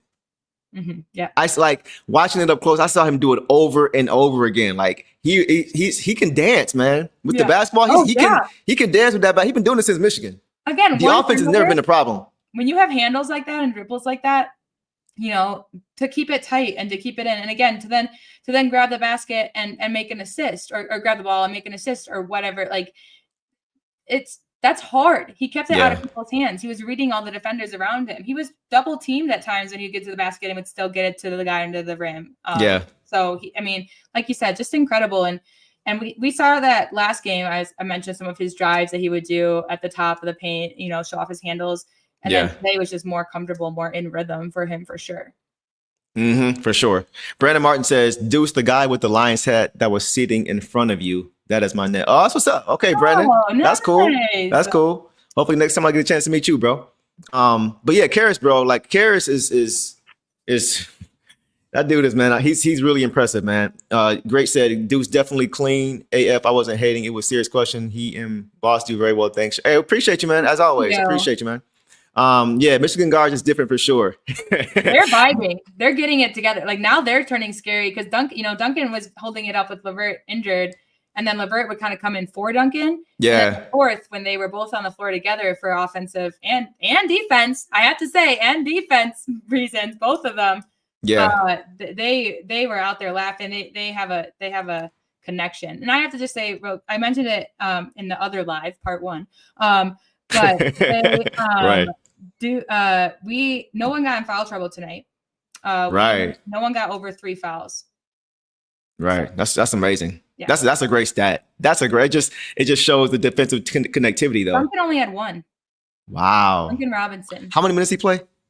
31 and a half. So basically 32. So the guy who fouled out last game. Right. That's what exactly. Only had 1 foul this game. Just about to say that. I was just about to say that. That's incredible, man. Yeah. This team is scary, man. Oh yeah. But yeah, not Duncan, but Karras was very good too defensively, man. Like even when he was contesting shots at the rim, he was going straight up. Mm-hmm. I think they overturned what they thought was a block. Yeah. Knocked out of bounds. Who was it? Was it Edgecombe? Went up for a layup, and Karras was right there, put his hand up, and then went out of bounds, and they overturned it because they said, we didn't touch that. He just lost the ball, bro. Yep. Yeah. So yeah. They're playing smarter defense now. It's not just aggressive defense; they're playing smart. Yeah, they're playing. That's the difference now. So if I'm a scout now for Edgecombe because he also had that missed dunk, I'm saying pressure under the rim because he freaks out on what to do. Right when he gets there, for sure. So if I'm scouting what to do against BJ Edgecombe, who I do like, yeah, BJ, he is an exciting. He's going to be fun in this league. For sure. But he's got to learn how to, I don't know, not lose the ball at the rim. I agree. No, I definitely agree with that. I want to get to something that someone else says. Charles says, Troy built through the draft and Trajan have built through the draft. And ironically, they both hit on their draft picks. Yeah. Because not to go too far back, but the Killian Hayes pick, guys, was not a Troy Weaver pick. I'm going to just leave it at that. Okay? I'm going to leave it at that. Can't say too much, but I'm going to leave it at that. His hands were a little bit tied with that. Aside from that, he made great picks. JD, getting back into the draft to get JD. After we had just gotten Jaden, because a lot of people had JD going 5th. A lot of people had JD going that high, but we ended up taking Jaden and then getting back into the draft to get JD a few picks later. So that was a great move. And then getting Cade, obviously, getting Asar. Like, I mean, yeah, like those guys are all still here and they are getting better and better by the day. Oh, yeah. So, and of course, now with Trajan going and getting Ron, and then of course going and getting DJ, like, and I can't leave out Sass either, because Sass is still a hooper. He's still a baller. I can't leave him out. Just because he's not playing right now doesn't mean he's not a hooper, because he is. Go ahead. There's that clip of when they traded up to get Sass. There's like a clip of it's from the short mini they did on that draft night where they're talking to Asar, and they're making Asar guess who they got, and he goes, Sass from Houston. And they say it, and he goes, that's tough. That's tough. Yeah. Okay. He gets excited. Yeah. After he just got drafted, finds out they traded up for Sass, he's pumped. So right. That's true. To show that these are the right calls. And Sass, if he wasn't injured, is someone we would be seeing with these lineups right now. Like he's someone that would be in, and I think just as helpful. Getting opportunity. Yep. Yeah. Like I just miss him because we saw a lot of him his first year because of the losing streak and because of injuries. Yeah. So I miss his play, and I'm excited to see him back. Yeah. But I can't forget Stu either. oh, As far as picks, I can't forget him either. Sure. Like that's. I mean, Troy Weaver. I mean, nobody even knew who he really was at Washington State. To be honest, so I gotta give these guys credit, man. Yeah. I gotta give them a lot of credit for finding the right guys in the draft. Those guys are all still here. They're all still here. So what does that say? So incredible, man. All right, guys, let's keep it moving. We talked about Karis. Let's move on. Now we're jumping around a little bit tonight. My apologies. Let's get to Stu. Right? Tonight, Stu guys have 14 points on 6 for 11 shooting, 1 of 3 from 3, 1 of 1 from the free throw line, 7 boards, 1 assist, 2 turnovers in 23 minutes. What did you see from Stu tonight in his return? I just saw Stu doing Stu things. I think he was, not 100% still. And to me, that just showed that he was excited to get back out there. Yeah. But he hit his first basket. It was a nice hook shot. He was dribbling in more, which I appreciate from Stu. Yeah. He got the ball. He wasn't backing down from Bona or from Drummond. He got the and one in the third. That was big. His 3 that he did make was a big one as well. Yeah. And then just rebounds and then just being pressure. It's kind of weird seeing him blockless, but again, he wasn't really jumping today. Even the baskets that he did get right at the rim, he chose to lay up instead of dunk. Right. Which we know that he can get up there. But we needed him tonight. And I'm glad we had him because 14 points and 7 rebounds is nothing to scoff at. And he's definitely not 100% yet. Yeah. Like Chris just said. He's not quite there yet. But even he still looked pretty sharp. Right. Like his finishing around the rim was great. His rotations defensively was still there. Like he just came back and looked like he didn't look like he was off for however long he was off. Was it a week? Yeah. It didn't seem like it was that long. Drummond sold the 1 push, and then Oubre, that's when he was on the ground pointing. I think he sold the screen. I mean, technically he was kind of moving, but it wasn't as off. I've seen worse not get called. So yeah, and Drummond's a big dude, bro. Like I know Stu is strong, but come on, man. Yeah, like Dre is heavier than him. He's bigger than him. So that ain't gonna make you fall like that, bro. Right. It's not. Stu has just learned, I just saw him just get back down the court. He kind of fussed about it. He shrugged his shoulders. It got a little like whatever, went back down because he could have been scared. Well, he also came to Jenkins' defense, like when Nash and him were talking and Jenkins just walked back. Yeah. Because I was like, I know Stu will match the energy. Stu's there for it. Heisenberg is right too. I saw the same thing. A few guys, they got 2 feet in the paint and Stu was there and the shot came up short. Or the shot was a little bit long, or they put a little bit more arc on their shot. I saw that a few times, Heisenberg, just because his presence in there. He's starting to get the reputation now for being a guy who's going to erase your shot. Good point, Heisenberg. Go ahead. He blocked that Grimes dunk that just happened to have enough follow through to go in. I thought he blocked it at first from my angle. He did. And then I heard the crowd wasn't going crazy. I'm like, wait, he punched it? He got the ball completely, but somehow the momentum. He did. Wow. Right down here somehow. But, again, he's up there to meet them. And so it just somehow got just enough to get into the rim. But Stu technically did block the dunk. He just missed the layup part of it. But, he's just never going to back down from a challenge. And just, again, he was just always at the rim ready to defend. And like you said, just alters shots. You don't want to go at him. He's not going to let you get by easy no matter how he's feeling. So a couple of things with Stu, man. Because he came into the game and immediately made his first bucket. Did he start tonight? He didn't start tonight, did he? He didn't start tonight. No, which I was kind of surprised at. I was too. Understood. But when he came in, I get why he didn't. He just came back. I get it. No, don't want to play much of minutes. But he came in his first bucket and went down the floor. Was like this, like pounded his chest, like let's go. Like you could tell he missed being on the court. Like he just had so much energy that he was just ready to get out. And that was funny. But also dead ball foul. And he tried to, he shot it at the rim. Yeah. And I forgot who it was. I think it was Maxey that went up and, he didn't want to see it go in. Yeah. And Stu glared at him like he had just took his lunch money. It didn't even count. But it was just the fact that he did it. Stu just looked at him like, yeah. And he stared him down just for doing that. Just for a dead ball play, don't matter. But that's just Stu, man. I have a feeling Maxey was just talking out there and Stu was just like, absolutely not. It's just so funny because Maxey is one guy that Stu could break like a toothpick. Oh, for sure. But it was just the fact. Like, come on, Maxey, you come to the rim. Come meet me at the rim. Yeah. Maxey was doing lots of pull-ups in the paint. Yeah. Yeah. And like even when Maxie like blocked it, he didn't even like go Stu's way. He went to his teammate, was talking.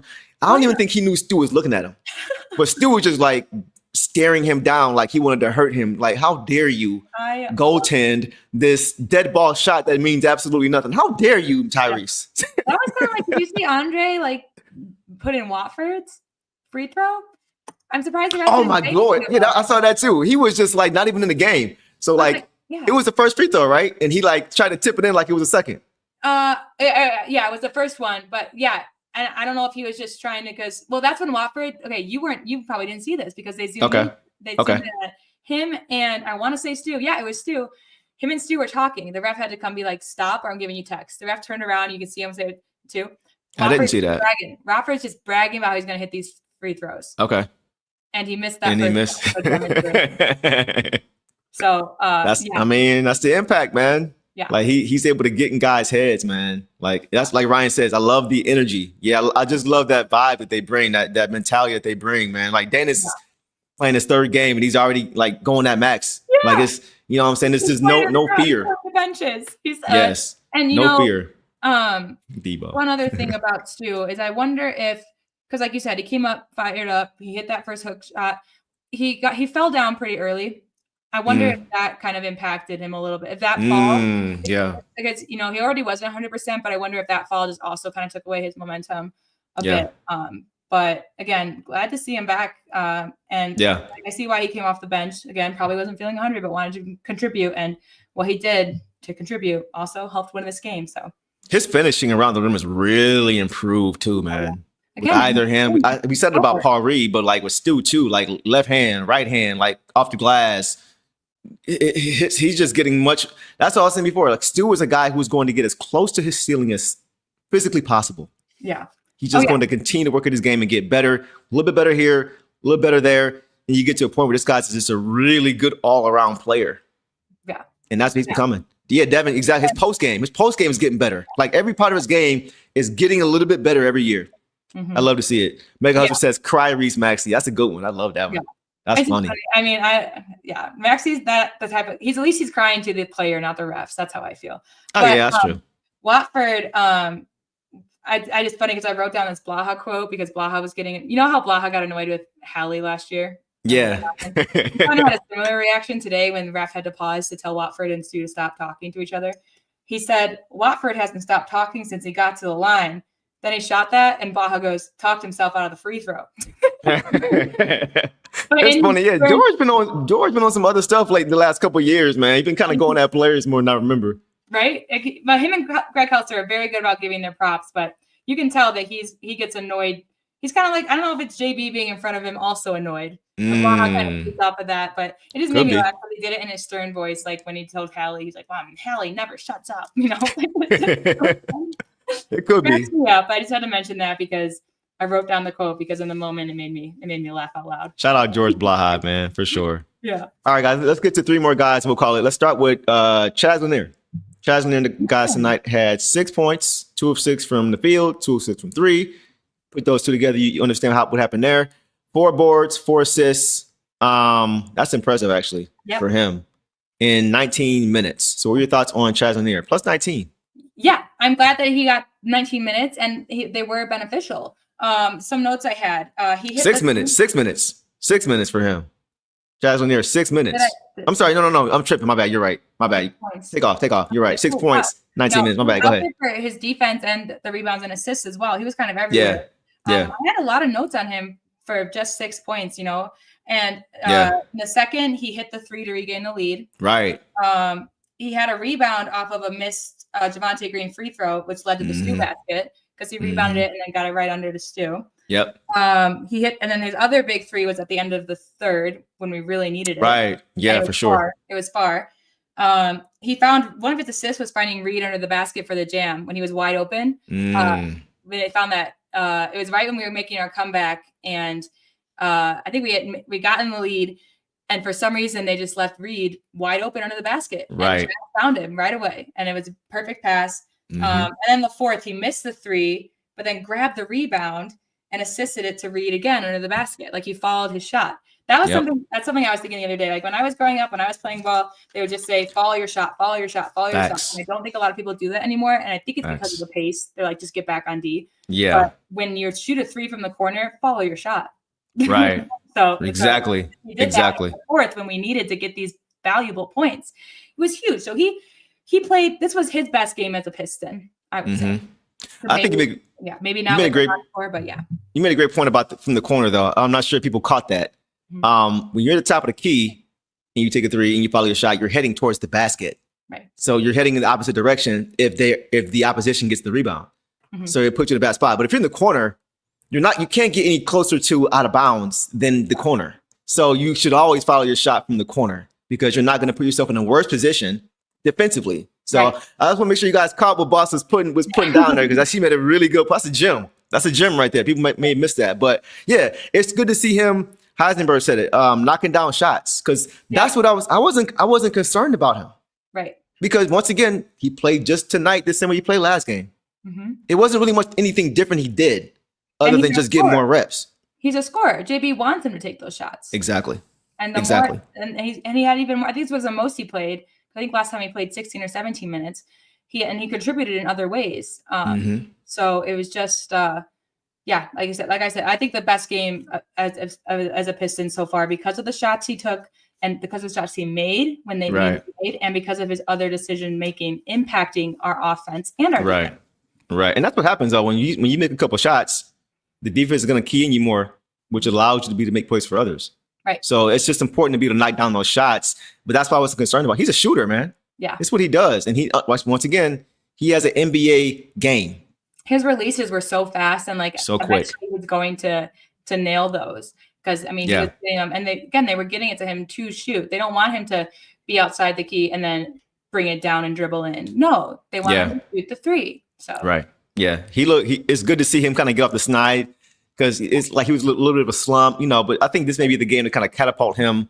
He's a rookie. As far as some momentum and really be able to kind of build on this for sure, as far as from a confidence standpoint. So yeah, good for him, man. Good for him to knock some shots down for sure. Right. All right, guys, let's go to your boy Wendell Moore. Yeah. Okay. He's getting more quality minutes, man. Yes. He had 4 points tonight, guys, on 2 for 3 shooting, 0 for 1 from 3, 2 rebounds, 2 assists in 18 minutes. So he did some good things again tonight. What did you see from him? Yeah. So, I mean, I took notes on him, which means that even though the stat line is small and short, what he was doing, I was noticing. So he had great defense on Maxey to force that 3 that came up short on the rim. He had a layup at the end of the second. It was the goaltend one, where they called a goaltend. Again, Maxey defense led to the Reed block. Like he just went down more on Maxey was not something I thought was going to happen. Yeah. It was there. And that just shows that, okay, so Wendell, he didn't get, this was probably because he did play some games last year for us, but 18 minutes, I don't know. I don't think he played 18 minutes for us. So, but the defense is not something I remember of him. I remember him being kind of, I remember him going after rebounds. I remember him, doing good spacing, waiting for the ball, hitting some threes. But the defense I wasn't aware of, and that's what he was out there to do. And he did great on Maxey, like so good. In front of him, made him pass. Again, led to a block. And then at the fourth, to start the fourth, to tie the game, he brought the ball all the way up the court to the rim. Yep. I know. He looks like it takes an amount of confidence. It takes an amount of confidence to just be signed again to a team, and you're down 2 in the fourth. And it takes some confidence to just know, like, no, I can do this. There's no hesitation. I think he would have made the right decision if someone met him there, but it just takes confidence to just come into the game and get your shot. Yeah, and he just looks like a different guy, though, this year to me. Like, I'm just watching him play. If you guys are like the things he did in this game, from a production standpoint, like even impact, he didn't do that last year. Right. He wasn't doing like. And I don't just mean off the bench either. He actually, if you guys, I think somebody said it, but there we go. Yeah, I was just about to get here. If you guys remember when Jaden got hurt last year, before Schroeder got here, we were trying some different things. That's true. I didn't remember that. We were trying to figure out, can we kind of hold, can we keep above water before he gets back? If he comes back, or can we kind of just, are we good with the guys we have? Can we still make this work? Can we try to give K just a few more minutes and have a few other guys kind of help? Yeah. He started one game and had zeros across the board. Yeah, I do remember that. And that was the first and last time he ever started. Yeah. This dude this year is not that dude from last year. I don't know what happened. I don't know what super soldier serum he got between last year and now, but he just looks like a totally different player. Like he looks like he understands what he's supposed to be doing for this team now. Right. Exactly. He looks like he knows what his role is now. So maybe that time with the Crews and getting those reps helped him, prepared him for this. The Crews, and he was signed by a different. He went to, was it the Grizzlies? He went somewhere else. He did go somewhere else, didn't he? In the G League, right? And then he came back to the Crews, and we just brought him up right away. Yeah. Where did he go, Chad? Do you guys remember? Yeah, let us know if you remember. Go ahead. I was kind of sad because I was telling dudes like I remember Wendell, and I'm someone who once you're a Piston, I like you. Like I was sad to see Burks go, Boyan go. I told you I was like not Isaiah Winters, my guy, not Marvin Bagley. No, what are you doing? Yeah. But I just root for their success overall. And Wendell was one of them. I really liked what he brought. I thought he was also good for the locker room. Yeah. Sorry, I moved my hands too much. And there we go. There you go. Took that. Whoever commented that tip, thank you. I was excited to see him out there again tonight. And I kind of think he developed a relationship with Trajan and them last year and JB, and they obviously knew that he had this in him. And I'm sure as soon as they brought him on, they were like, this is what we expect. And he's again, some of the plays that he had were crucial to the game. And most of it was defense. Like, again, you're not going to the box score and be like, what is it? Like, he was on Maxey. Maxey was his assignment when he was out there for these guys. So like you said, he does look a little different. It's almost like this team. It's this team and the atmosphere playing. He looks way different this year. He's also not with the team that he's playing with right now. They're kind of on his level. These are G League guys that he is playing with on the floor. So why not? Why not dribble it all the way up the floor and get to the rim? Because doing it. It's a confidence thing. That's what it is. I attribute a lot of it to the mental game. There's a lot of mental game that a lot of people, you'll see guys in slumps. You'll see them, the way they wear their expressions, and everything. They get frustrated.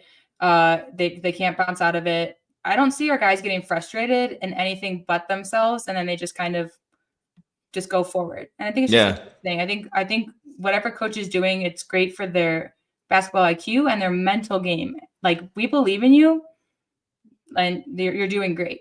Yeah. And a lot of that's coaching too. Yeah. A lot of that's coaching. We know what coach does. He gives these guys confidence, and he reinforces that by putting them in the best position to be successful. We keep saying it, but that's really what that goes a long way, man. Mm-hmm. That goes a long way. So, like I said, though, I want to give him a lot of credit because when he first was signed back here, I was happy for him, but I didn't really think it moved the needle at all, just based on what I saw last year. Right. Like I said, he started that one game and that was it. He went from starting one game and he was a DNP the next game. Right. So it was just like he just wasn't impactful before. Not anymore. Not anymore, man. So shout out to him for improving his game and for them going out and bringing him back and seeing that he's a better player now, a more impactful player now for this team. He, once again, like these other guys, are taking advantage of the opportunity. Go ahead. Yeah. I think, again, we talked about, it kind of, to me, goes back to the whole trades talk. It's like Trajan wants these guys to grow. And so bringing back familiar faces that he sees that in. And again, it just goes into, like Kelser said the last game, it's not a team affair, it's a family affair. Right. That's kind of what I'm getting from it. And maybe it's not that deep, but I feel like it is. No, you could definitely be right. Like, these guys, they kind of carry themselves like a family now too. Mm-hmm. Like, it's not even just a team. It's like these guys really treat each other like brothers. Right. And that means a lot. That goes a long way. So, yeah, man. All right. Oh, yeah, I do too, Troy Story. For Kobe Jones, he got released. I know. He had some moments where he was knocking down shots. Oh, that Jones. So Isaac Jones is still on? I think Isaac Jones is still here. Yeah, I'm pretty sure. He just signed him, so I'm pretty sure he's still here. That's why I was like, wait, what? But Kobe, I think he's talking about Kobe Jones. Is he on the cruise or no? What's that? Did he go back down to the cruise or is he just released? I don't know. Okay. I'm not sure. That's a good question. Yeah, Kobe. Yeah. Kobe. Okay. Yeah. That's who I was kind of expecting, because we kind of talked about it. Like, so there's some speculation, like Malik wants to come back here, who will be back, and my idea was that the first to kind of be released was Jones, only because we haven't seen him a lot. But hopefully, again, just like some of these guys, he can make his way back in. Yeah. He can make his way back in the effort in the G League. So yeah, I mean, these guys, man, this team is really, really good, man. It's getting kind of scary, guys. Like I mentioned, guys, I haven't been as excited about the Pistons in 23, 24 years. Like, I was excited after we won, like 05, 06, 07, but you could see the trajectory was kind of going like this. Yeah. And Wallace getting traded or not being resigned. And like you just saw. Well, we hit Eastern Conference Finals for like 4 years in a row after we won. Oh, after we won? It was 5, 6, 7, 8 after we won. Yeah. Yep. For 4 years. Yeah. So 4 years after we won, and then it, kind of, faded out. And then, there was like the Drummond and Blake hype, but like this team, and we've talked about it, is the first that really, it just is exciting because they also are just they're all doing it. It's all a team effort. It's not, and like he is our star, but I'm expecting them to make noise in the playoffs. Right. That's the difference for me now. Like last year, I was like, last year for me was like, let's break the getting swept streak. Yeah. Let's not get swept. We got swept in 09, swept in 16, swept in 19. Let's get a game in that.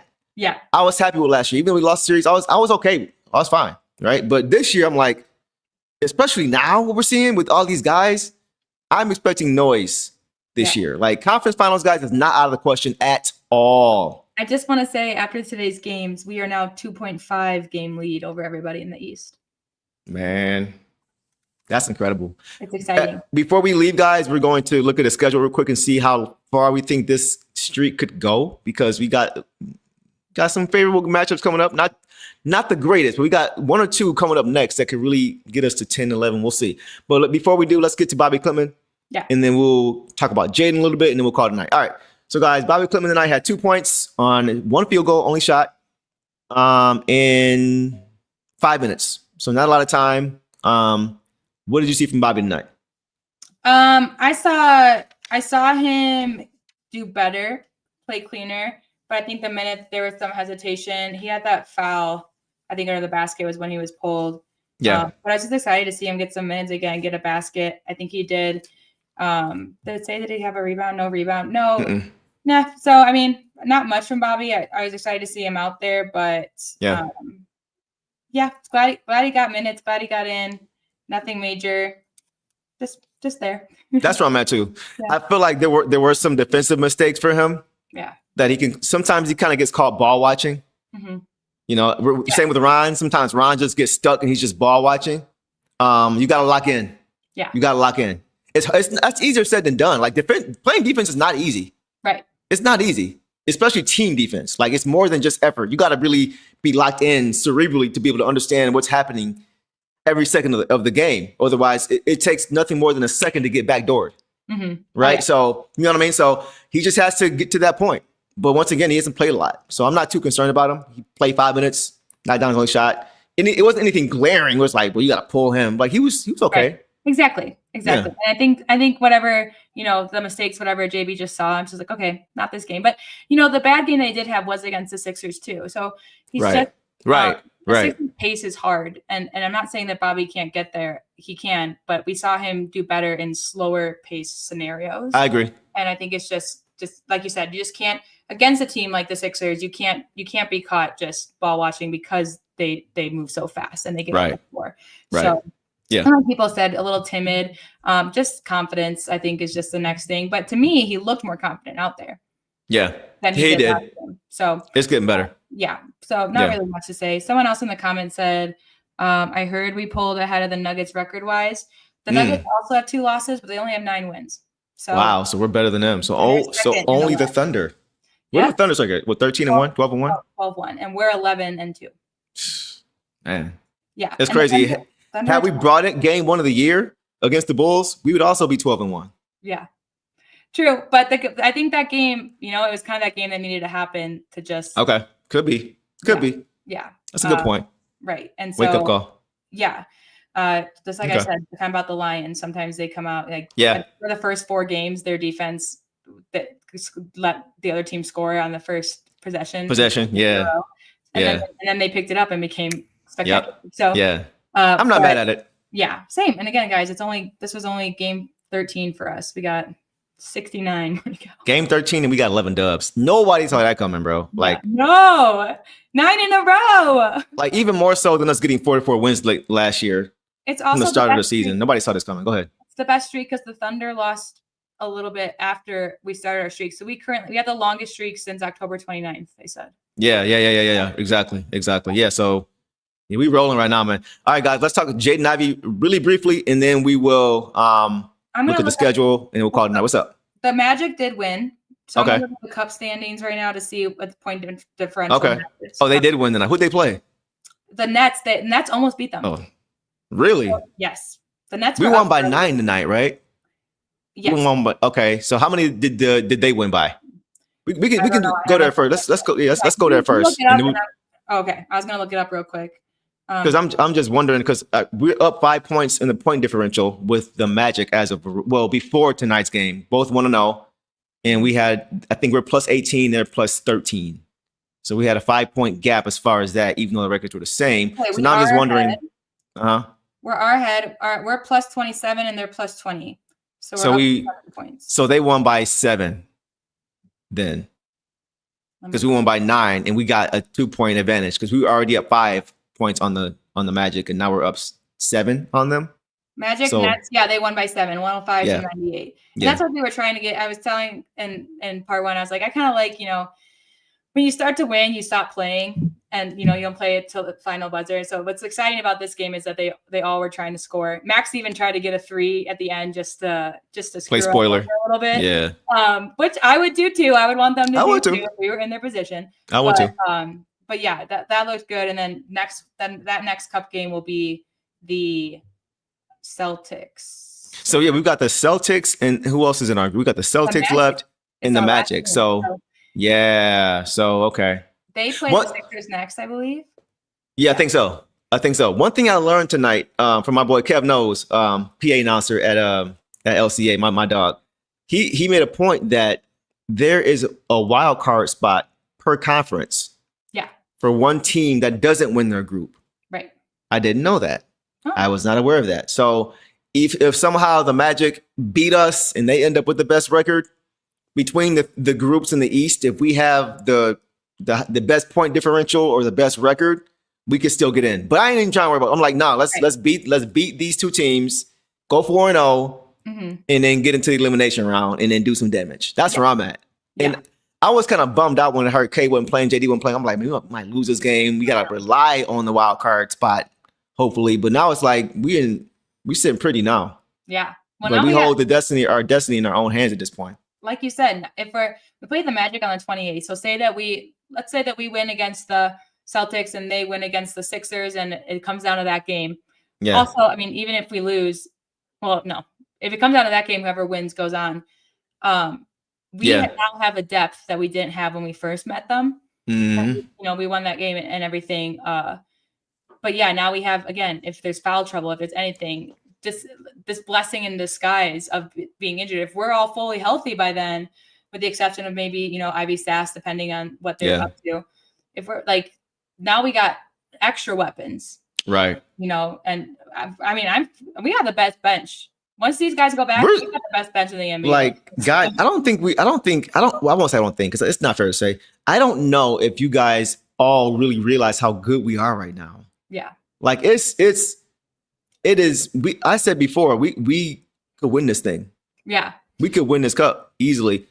And not even just it's ambitious, man, but like, I think we can win the cup. I actually called us winning the cup before it started, but we talked about that. Yeah. The finals ain't out of the question, man. No. The NBA finals, guys, is not out of the question. No. At all. Like, I'm not trying to get everybody's hopes up. I'm just putting it out there. From what I'm like, based on what I'm watching from our bench. Yeah. Our bench is beating starting teams, guys, consistently. Mm-hmm. How many teams can say that? Right. And like, they be doing good not to get blew out. We're winning. Right. And like, you could argue, Bulls are Giddy-less and White-less. Sixers are Embiid-less, but doesn't matter. We were 5 starters less. Yeah. And we're winning. So I mean, and like I'm just saying, man. I'm not putting a cap on us at all. Go ahead. I'm sorry. It's okay. I had to stop myself at halftime and just kind of be like, I'm a little spoiled because I'm like, oh, like they can pull it out, they can win this. And I have to like remind myself of who is on the court right now. Right. Right. And actually how special and crazy it is. And Blaha and Kelser were talking about it. And Kelser said, George, I don't know when this has happened in NBA history. Like, yeah, a team has been down 1 or 2 stars, maybe 3 at most. Mm-hmm. Not 7 rotation players, not 6 rotation players that include your starters, and these and winning still. Yep. Again, it's not like, yeah, the Sixers and Bulls missed out on some teams, but these guys, they're not bottom of the barrel. Right. You know, like these are contenders. The Sixers have pulled it off without Embiid for a lot of the season as well. Maxey is dangerous. Yeah, for sure. For sure. Yeah, like, and I don't even want to hear that. Like, you can only play who's in front of you. Right. I don't want to hear this. Well, that's probably coming from fans whose team is not doing well. Right. Who are saying that's probably just haters. Like, I'm not even concerned about that. Let's get to some comments real quick. Maine says, Deuce, man, is he trading OKC in the finals? Hey, man, it could be. Who knows? I would not be surprised. The East is wide open. I don't see any team right now. Like, even the Cavs, they're kind of going through it right now with Darius Garland coming back. And honestly, what I'm hearing about the Cavs is that they don't have that same defensive mentality they used to have. Yeah. They got the personnel. And they got Darius Garland just came back. But they let their coach go. That's the biggest difference. He held them accountable and they didn't like that. Right. That's what it looks like to me. Are you talking about the Knicks or the Cavs? The Cavs. Okay. JB held them accountable and they didn't like that. Because right now you're seeing they're kind of in turmoil, right? Like their defensive identity is gone. That's like they have 2 7-footers who can obviously block shots, but what else are they doing? And they're not on a string. Why is our 6'9" rim protector blocking more than you? Right. Why is he doing more than you? I watched some film. They have a lot of defensive breakdowns. Yeah. A lot. It starts at defense. Yes. And, I mentioned it to you that when they talked to Javonte Green during a break, I think it was either at halftime or between the first and second quarter, and they asked him like, "Oh, what did coach tell you in the timeout?" He was just like, that we're doing good on our defensive rotations and to keep up our defense. Just to stay strong on defense. Exactly. Play our game and stay strong on defense, you know? Yep. So, yep. Heisenberg says, with the depth we're showing, ECF and finals are definitely a strong possibility. Yes, sir. As long as we can get and stay healthy. I agree. I agree. Yes, but also when we're not healthy, we're still winning too. But of course. Well, I mean, he's talking like finals though. Like when you get to that level, you got to be healthy. Yeah. For sure. Absolutely. You know what I'm saying? Absolutely. So I feel him on that. And that's, again, why this is so crucial for these guys, because we know that, hey, like we can, whether it's resting at the end of the season before the playoffs, resting our starters, or letting our starters, you know, take that extra time to make sure their ankle's at 100%. Right. So they come back. It's this kind of stuff this early season. Again, why Jaden had a procedure done as soon as they noticed what was wrong, so they didn't push it and make it worse, because it's going to be more useful in the second half of the season. That's right. Exactly. Like all this, it's like you've talked about, kind of a blessing in disguise to get these guys out there and get them in rhythm and get them winning too. It's not like they're out there and it's close. I'm just so happy we pulled it out tonight. I am too, but it's like, but you're right though. It's like my boy, The Rock Never Stop says, chess, not checkers. Yeah. And that's what we always say. It's like 2 birds with 1 stone. Like you giving these, that shows how much confidence they have in these guys though, to go out and still get a dub. Because everybody want to keep this streak going. Yeah. They don't want to get, you know what I'm saying? Like they want to win. They want to win the cup. They're not just saying that they do. They do.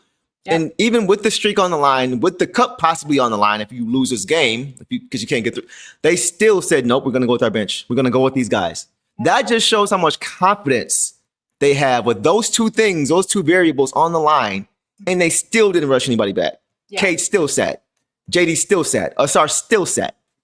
Yeah. And you see the benefits of doing that. Go ahead. I kind of feel like Stu was ready to go in preparation for Embiid, and then they let him stay in, because that would have been helpful, you know. Yeah. Obviously, and then Embiid didn't end up playing, and Stu said, "Well, I'll still play." Coach. Right. I can see that, but anyways, we could go on and on. But I just think for everybody, just let it sink in what just happened again. Right. Like.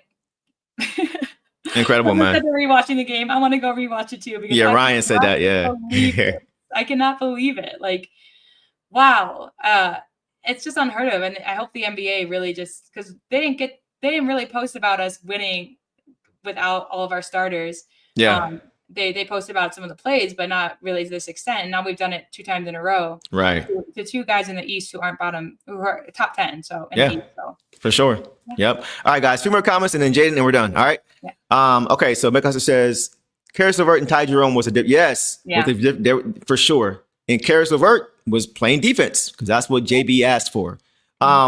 Also, Torch Lawyer said, how did the cup get to be so desirable to win? So the thing is, like, the NBA Cup for me is it's a national stage.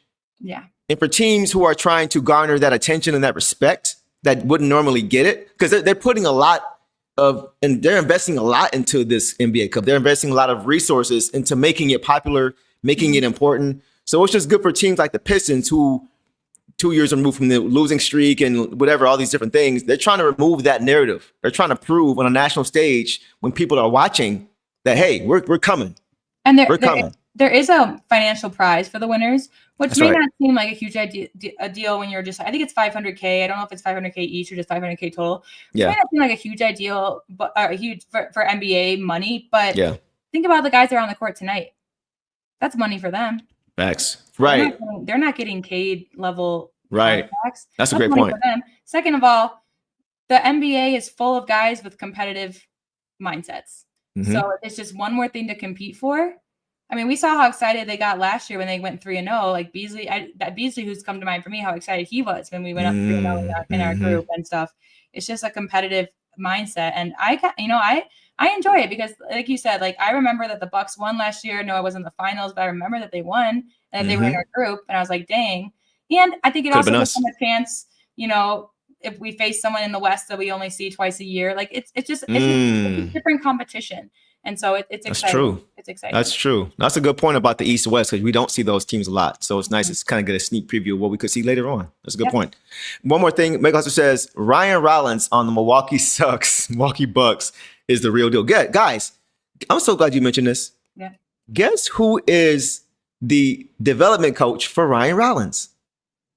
The same guy who's the development coach for Danis Jenkins. Jeremy Hart. Coach Hart, bro. He knows what he's doing, guys.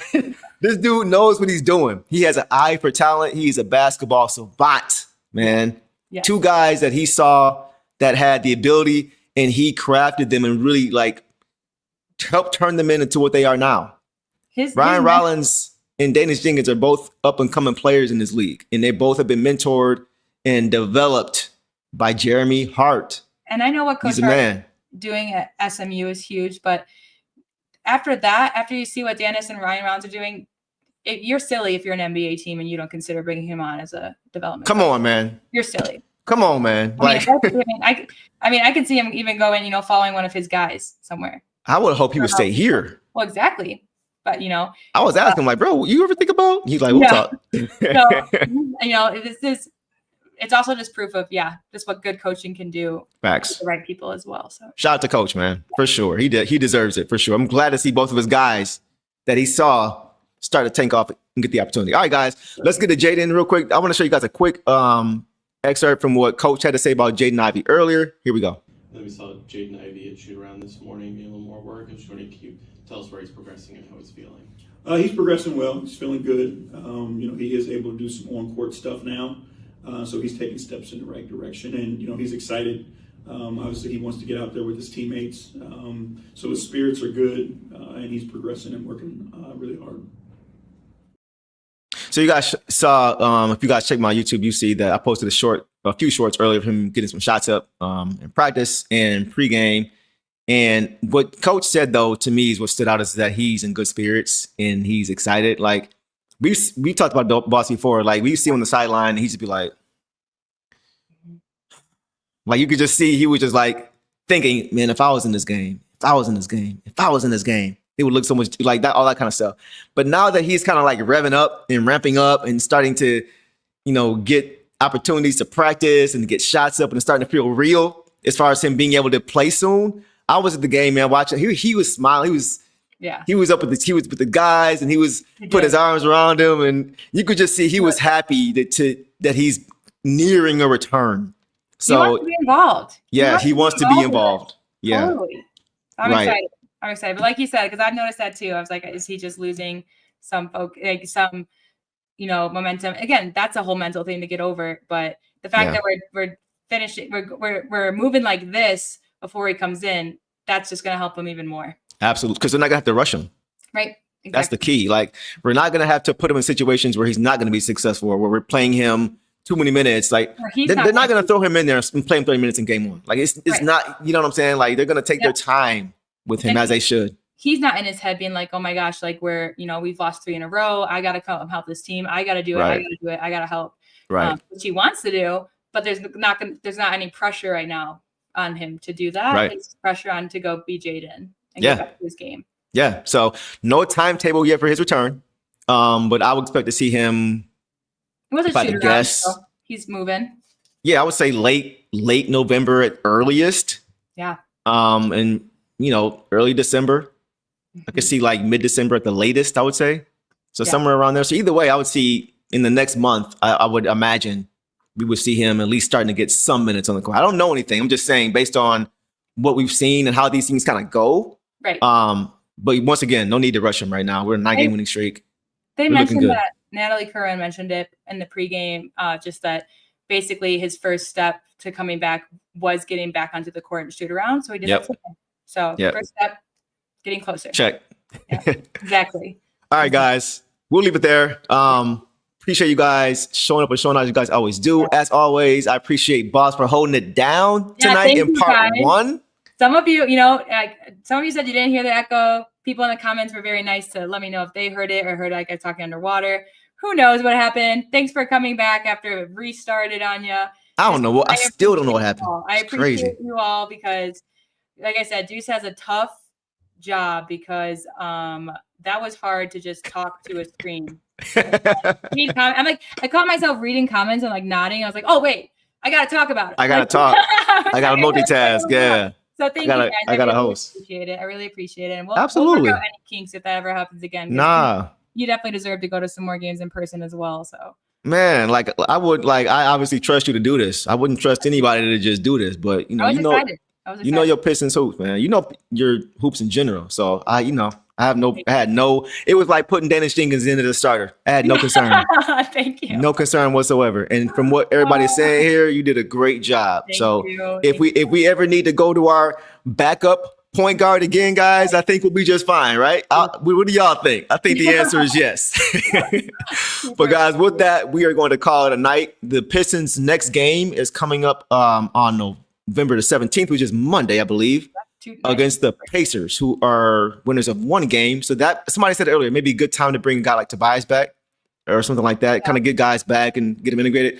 Could be a good time for that, but we'll see. But hopefully we can push this thing to 10 games. 10-game winning streak has not happened since the 2007-8 season when we had a 10-game winning streak. So hopefully we can get there and maybe surpass that with 11 when we play the Atlanta Hawks the very next night in a back-to-back. It's going to be tough.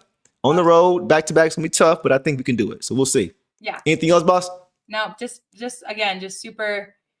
guys, just think about what happened again tonight and how it gave our guys more time to rest now. I'm sure we'll see some of them back on Monday. It's just exciting. I'm just so excited. I'm so proud. I'm so proud for these young guys and to just be able to continue to show up and show out. So 100%, guys. So we are going to end it there. And it's been a great night. Great night, man. Pistons are continuing to get it done. And like we always say, man, we appreciate you guys' support. You guys always show up and show out, man, and show us love. And we appreciate it, and we give right back to you guys. So we will see you guys on Monday night. Make sure everybody is safe this weekend. Enjoy your weekend. Have fun. Enjoy this 9-game winning streak as guys come back and get healthy. It's looking real bright for this Pistons team, man, going forward. So with that, we will see you guys soon. And y'all know the drill, man. Detroit versus everybody. Peace. Tolu Smith here. Make sure y'all subscribe to my boy Downtown Deuce ASAP. Come on, man. Destination restoration. Destination restoration.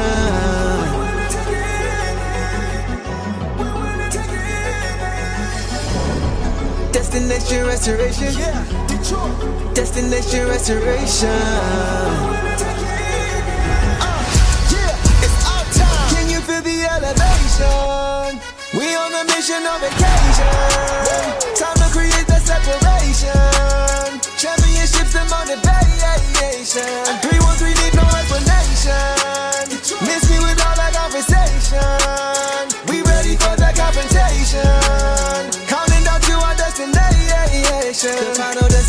Together all the time together. It's us against the world, it don't get no better.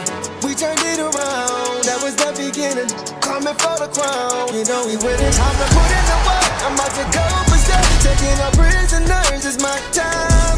Yeah, I know that it hurts. Saying break out the church, you don't wanna see me in my prime. The mission is to reach, we're caught in everything. In the city, supporting the dream. Vision you I never seen, we deserve to be king. It's all or nothing, no in between. Now the clock is ticking and I hope you're listening. Don't touch me cause I'm sizzling. Physicality is tipping and mentality is menacing. The dog pound body's crippling.